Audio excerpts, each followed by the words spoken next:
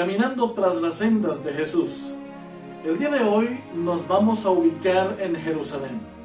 Jesús ya ha terminado en las bodas de Caná, ¿recuerdan ustedes? Allí convirtió el agua en vino. Pero después dice el relato de la Biblia que Jesús se fue unos días a Capernaum con su madre y sus discípulos. Pero se acercaba la Pascua. Y entonces debía ir a Jerusalén para celebrar la Pascua en Jerusalén. Era costumbre que todos los judíos, desde los que estaban dentro del territorio de Israel y todos los que podían venir desde lejanas tierras, para la fiesta de la Pascua, era el evento más importante dentro de las fiestas de Israel. Habían 7 fiestas, pero la Pascua era sin duda de las más importantes fiestas que el pueblo judío celebraba. Ahora, ¿qué era la Pascua o qué es la Pascua? La palabra Pascua en realidad viene del hebreo Pesach, que quiere decir pasar por alto. Y proviene precisamente desde la última cena que el pueblo de Israel llevó a cabo con el cordero que habían matado allá en la tierra de Gosén, cuando Dios a través de Moisés les dijo: maten una oveja, un corderito, y entonces con la sangre, por favor, coloquen sobre las puertas, sobre el marco de las puertas, y cuando el ángel de Jehová pase por la casa y mire la sangre, entonces sabré que esa familia es del pueblo de Dios, obedientes a Dios, y pasaré de largo, y no tocaré a los primogénitos. Pero en toda casa que yo no vea la mancha de la sangre del cordero, todo primogénito de esas familias morirán. Y entonces, una vez muerto el cordero, lo asan. Y una vez asado, entonces lo comen y deben estar con su bastón en la mano, ceñidos sus mochilas en sus espaldas o sus pertenencias, sus sandalias puestas y listos, porque a partir de ese momento viene la liberación de Dios para su pueblo. Esa era la primera fiesta de la Pascua. Y entonces a partir de ese momento, cuando el primogénito de Faraón y de todas las familias egipcias habían muerto, sacaron casi que expulsado al pueblo de Israel y les dieron riquezas: llévenselo todo. Y el pueblo se fue de Egipto con mano poderosa. Ahora bien, esa es la fiesta de la Pascua. Y Pesach significa pasar por alto, por la señal de la sangre del cordero que estaba en cada una de las puertas de los egipcios. Y hubo muchos de los israelitas, y hubo muchos extranjeros que no eran israelitas y que pusieron sangre en sus puertas y salvaron a sus primogénitos. Porque la Biblia nos dice también que entre la multitud que salió de Egipto iba una gran cantidad de gente extranjera, egipcios también. Es decir, que la salvación de Dios no es solamente para el que se consideraba judío, sino para todo aquel que obedece los mandamientos de Dios y acepta a Jesucristo como el cordero inmolado en la cruz del Calvario. Pues resulta que en los tiempos de Jesús la fiesta había tornado un giro bastante significativo. Los sacerdotes del templo, los encargados de llevar a cabo la fiesta, habían convertido la fiesta en una especie de reunión, de una feria, en donde se hacían cualquier cantidad de transacciones. Los israelitas venían desde todas partes del mundo, de aquel mundo conocido, y llegaban allí, y pues había que pagar el rescate de la vida de uno, que era aproximadamente medio ciclo de plata. Esto en cuanto a la moneda del templo, que era más o menos entre 45 y 50 dólares de hoy, por año. Ese era un fondo para la iglesia, para el templo. Y después había que comprar un animal, porque especialmente los que venían de lejos no podían traer un cordero, así que traían el dinero y allí en el templo, en el atrio exterior, compraban el ganado, es decir, el cordero, la vaca, el buey, lo que fuese, para poder hacer el sacrificio de expiación, el sacrificio de perdón de los pecados. Ahora bien, sucede algo interesante, y es que en ese proceso no solamente se encontraban con animales, porque alrededor de todo el templo en el tiempo de Jesús había una cantidad inmensa de animales para el sacrificio. Ahí de lo que se hablaba en la fiesta de la Pascua era de cuál es el precio de este cordero, cuál es el precio de aquel, y claro está, las personas que venían de lejos, tanto las personas que estaban ahí de cerca, se preparaban para ese evento, porque significaba una gran entrada de dinero. Básicamente, era la Wall Street de Nueva York, solo que estaba hace 2000 años alrededor del templo de Jerusalén. Qué interesante. De hecho, el mismo templo tenía una moneda, y todos los que debían comprar las cosas debían hacerlo en la moneda del templo. Así que no solamente tenían que comprar el animal, sino que debían cambiar el dinero primero. Y al cambiar el dinero, ahora debían comprar el animal. Lo que había era una total estafa y descontrol completo. Porque de todas las ganancias deshonestas de todos los que estaban alrededor del templo, se repartían los líderes religiosos, los gobernantes y los sacerdotes, obviamente, y los vendedores que estaban allí. Habían olvidado, no es que habían olvidado, tal vez habían pasado por alto los mandamientos y la verdadera manera de celebrar la fiesta de la Pascua. Y Jesús ahora está subiendo desde Capernaum, porque hubo 2 eventos de la purificación del templo. Hubo 2 eventos en los que Jesús llegó al templo y corrió a todos los que estaban allí. Y esta es la primera de las 2 ocasiones en las que Jesús llega al templo y ve todo este panorama. Imagínense que lo que Jesús está viendo es el templo rodeado de carpas. Sí, de carpas donde estaban los vendedores, donde estaban los comerciantes, donde tenían los pudientes ganado y dinero, esperando a toda la gente que llegaba. Y seguramente llegaban judíos y no judíos para poder comprar el ganado, algunos para llevárselo a casa y otros para poderlo llevar al templo. Cambiaban el dinero. Y en todo esto lo que había era una tremenda corrupción. Jesús comienza a observar el atrio del templo santo. El mismo que había hablado en el monte Sinaí, ahora estaba entre la gente allí. El mismo que había hablado a través de truenos y el monte humeaba y Moisés tuvo que poner límites para que nadie se acercara, porque el que se acercara después de ese límite moría. Ahora estaba en medio observando la terrible corrupción a la que había caído aquel pueblo, a quien algunos miles de años antes había escogido como suyo. Y ahora estaba Jesús aquí, observando al pueblo hacer estas cosas. Los líderes religiosos, que eran los sacerdotes, mientras más gente venía, mucho mejor para ellos.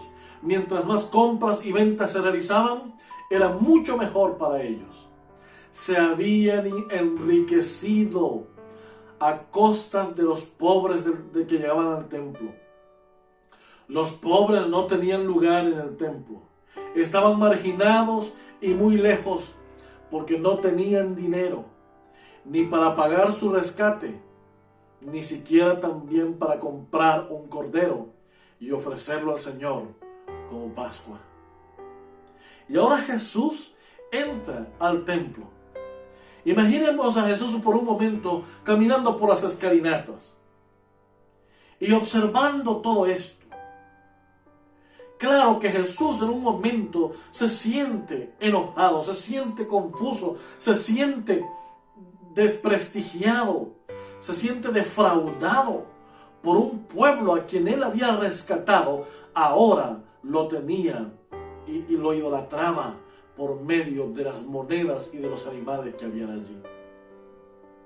El capítulo 2 de Juan nos explica desde el versículo 13 en adelante más o menos cuál era la situación del templo en ese momento. Estaba cerca la Pascua de los judíos y Jesús subió a Jerusalén. Halló en el templo a los que vendían bueyes, ovejas y palomas, y a los cambistas allí sentados. Hizo un azote de cuerdas y los echó a todos del templo, y a las ovejas y los bueyes, y esparció el dinero de los cambistas y volcó sus mesas. Y a los que vendían palomas, dijo: quitad esto de aquí, y no hagáis un mercado de la casa de mi Padre. Entonces sus discípulos se acordaron que está escrito: el celo de tu casa me consumirá. Qué interesante. Hace algunos años atrás, cada vez que usted iba a cruzar de un país a otro por tierra, al llegar a las aduanas, a las fronteras, por lo general, habían 20, 30 o 50 cambistas de moneda, listos para decirle: cambio, cambio, cambio, yo le cambio al mejor precio. Y había que tener mucho cuidado, porque la mayoría de todos ellos, con su calculadora, le podían hacer cualquier cuenta extraña y salía perdiendo un montón de dinero. A mí me pasó algunas veces. De hecho, era terrible y era tedioso saber que tenía que pasar por ese lugar sabiendo que podía ser víctima de cualquier cosa. Así que, imagínense ahora este panorama en el templo. Miraban llegar a una nueva persona para la fiesta de la Pascua y salían los cambistas corriendo: yo le cambio aquí, yo le vendo por aquí, yo lo pongo bien bueno para que vaya y adore al Señor. Pero ¿qué de los pobres? ¿Qué de la gente que no tenía dinero? Marginados, y allá a lo lejos se acercaban siquiera para contemplar el templo donde la gente adoraba a Dios. Y ahora Jesús ve esta injusticia y esta terrible corrupción al más alto nivel. Y Jesús los ve. Sin hablar una sola palabra, comienza a observar a cada uno de los que estaban en aquellas mesas. Unos vendiendo animales y otros cambiando dinero. Imaginémonos por un momento ese momento en el que Jesús comienza a observar, escudriñando el corazón y la mente de cada uno de los que estaban allí haciendo corrupción. La gente observaba a Jesús y no podía ignorar aquella mirada. Sabían que en ese hombre había algo más que un hombre. Claro que sí. Allí estaba la personalidad de Jesús en su naturaleza divina, velada y cubierta por la naturaleza humana. Aquella mirada de Jesús que penetraba y cuestionaba lo que la gente estaba realizando fue tan penetrante que la gente misma comenzó a alejarse, a dejar todo allí y a correr, porque no podían soportar la mirada de aquel que había sido enviado a salvar al hombre, que penetraba el corazón, escudriñaba el corazón y cuestionaba las acciones que estaban realizando. En ese momento Jesús les dice: ¿por qué han convertido mi casa en un mercado?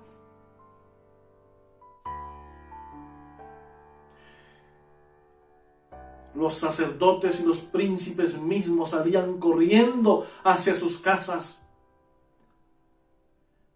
asustados, sabiendo que aquel hombre era más de lo que parecía ser. No era un simple carpintero o un cantero, era la personificación misma del Mesías prometido desde la creación del mundo.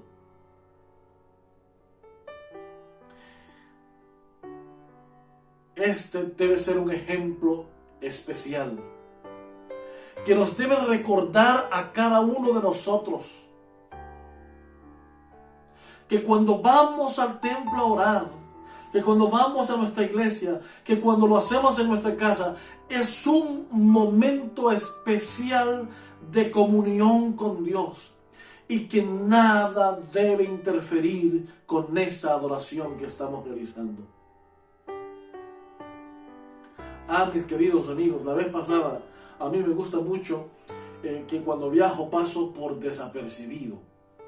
Me voy y me siento en una banca por allí sin decir nada y después me voy. Pero eso no significa que no observe. Hace algún tiempo me acerqué a una iglesia, me senté y claro, como todos, tenía la muy buena esperanza de poder escuchar un mensaje que llenara mi corazón y poder salir de allí listo para continuar mi viaje. Y me senté y pasó uno de los primeros líderes, pasaron otros líderes y después pasó el predicador. Y cuando comenzó a predicar aquel pastor, qué tristeza al final. No fue un sermón, no fue un mensaje, fue un regaño para los hermanos que estábamos allí. Y comenzó con una lista de nombres a decir: fulano de tal está siendo infiel, no le está dando a Dios lo que es de Dios. Fulano de tal no está siendo fiel porque no está dando las ofrendas que necesitamos. Y aunque aquello era una realidad, aunque aquella era una verdad, y aunque nosotros debemos ser fieles a Dios en la devolución de nuestros diezmos y en nuestras ofrendas, creo que aquel momento no era el correcto ni el adecuado para llevar a cabo aquella crítica o aquella lectura. Porque el tiempo del sermón y del mensaje de Dios debe ser un momento especial de consagración. No conviertas la iglesia, no conviertas el templo del Señor en un mercado, en un intercambio de divisas.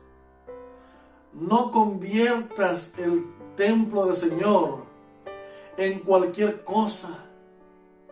No puedes ir pensando a la iglesia a ver de qué color lleva el saco el hermano fulano. No puedes ir al templo pensando: uy, el hermano ni siquiera planchó su camisa con la que está predicando.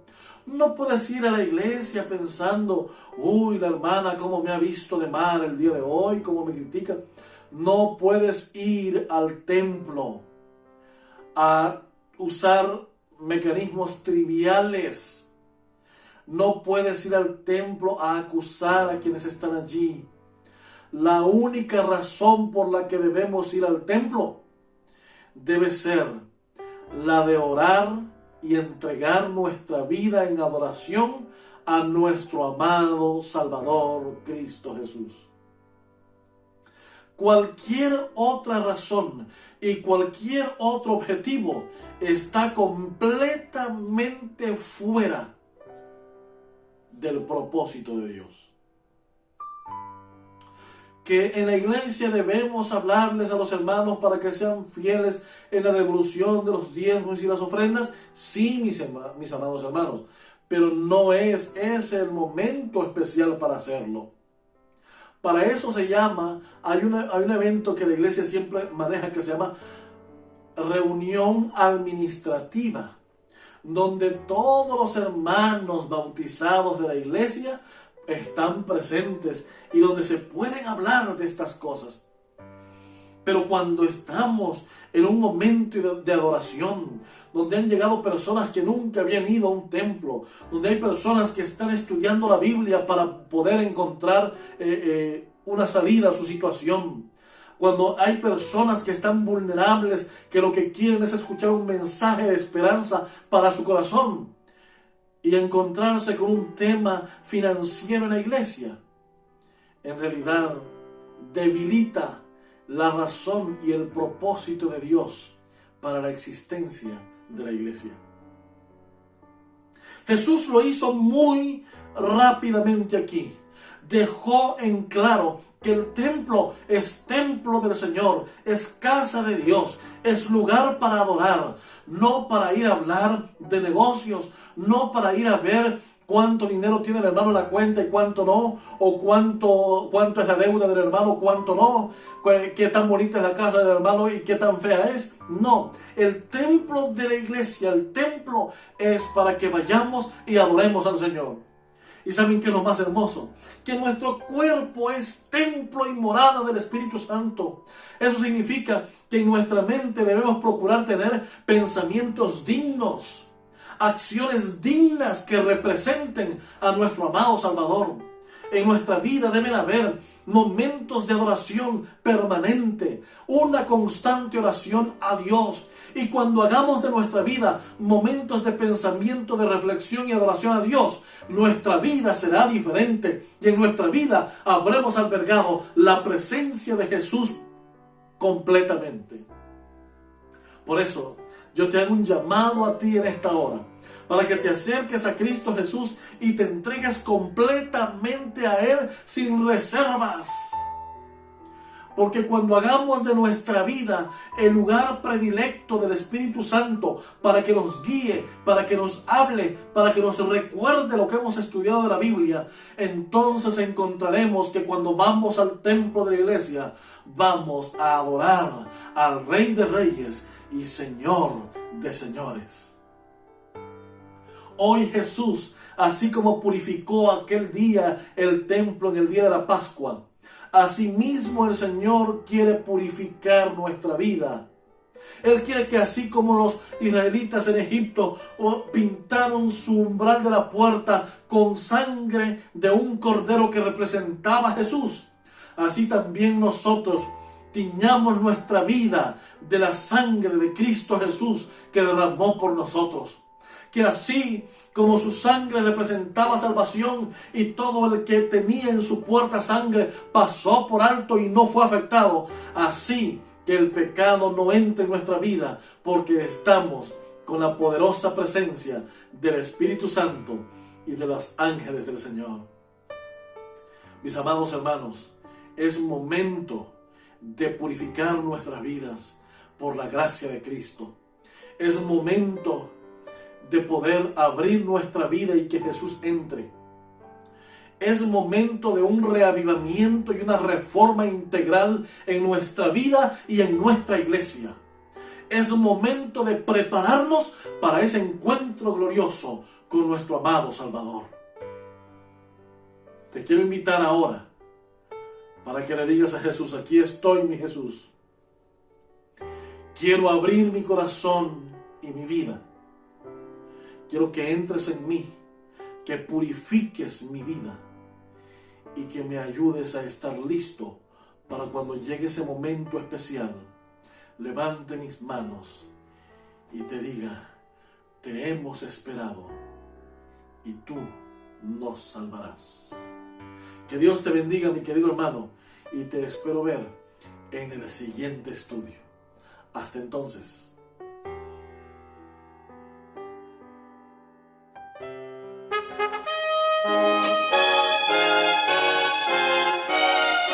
Son de trompetas que anuncian la luz, Cristo muy pronto vendrá a la batalla por nuestro Jesús. Si venceremos, Cristo muy pronto vendrá.